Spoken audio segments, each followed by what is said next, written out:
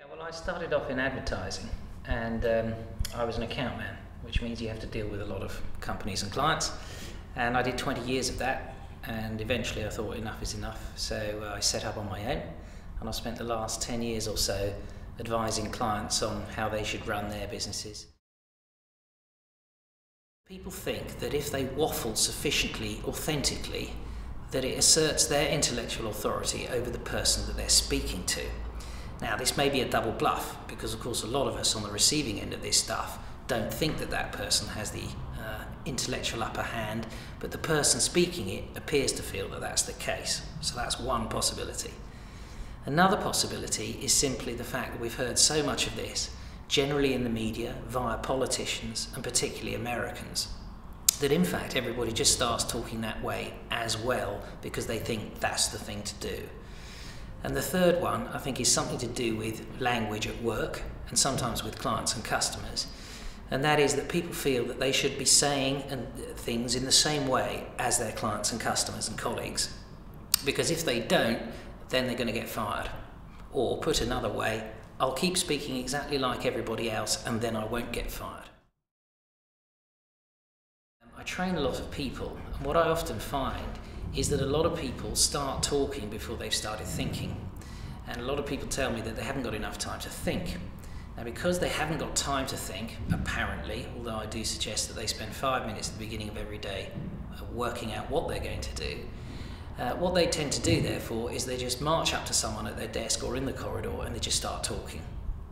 Now, when they do that, in all probability, they are waffling.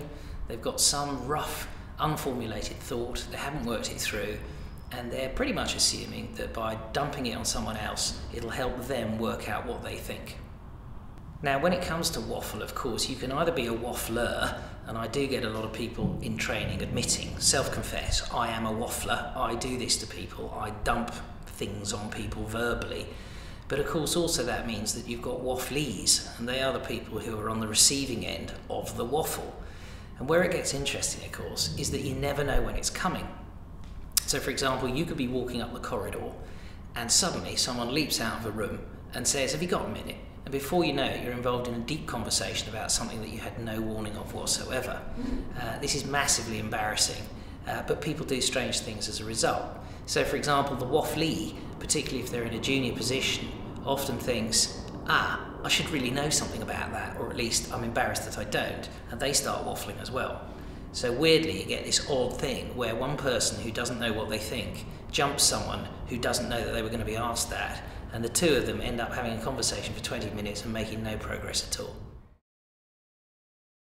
You immediately know that if someone's repeating themselves, there's a strong chance that they've actually only got one point. But in order to make it feel as though they've got more, they just keep saying the same thing. So if someone does that to you, you know for sure they're waffling. Another example might be spurious sources. Now, a lot of people try to make it sound as though what they're saying is authentic and well researched, but in fact they've just grabbed a couple of random figures from somewhere or a quote, and when you burrow into it, you find it's got nothing to do with it whatsoever. So if you fast forward 40 years and you're sitting by the fireside saying that was my career, do you really want to be that type of person? Now, most people say, no, I don't actually. Now, so here's a simple thing that you can do to sort this out. If you're a very, very busy person, try to set aside 5 or 10 minutes at the beginning of each day to make sure that you know why you're doing what you're doing. That's a day pattern type of thought. Quite separate to that is try to make sure you can think straight before you talk at all. It's actually far better to say nothing whatsoever than to produce a load of nonsense. Now, this may be in a meeting, it may be in the corridor. So for example, if you're jumped with a question in the corridor that you weren't expecting, you can judge the time lapse between the question and when your answer needs to come out. It might only take 2 seconds to pause, because we don't like pauses, but 2 seconds isn't very long. Funnily enough though, it conveys to the other person that you really, really have thought about it, rather than just come up with some old nonsense to fill the time in. Now, if you're sitting in a meeting, obviously life gets a little bit more complicated because meetings can run on for a long, long time. And in fact, I ask people in training, on average, how much of your working week do you spend in meetings? And it varies between 40 and 80%. So that could be up to 4 days a week. Now, in these long meetings, lots of people showboat, hold court, and generally use up a lot of airtime, and nobody seems to know why. The interesting thing is, when one intelligent person who's clearly been listening to what the discussion is, has got the balls and the clarity to say, right, so as far as I can tell, the main issues are A, B, and C. I propose we do D. What does everybody think?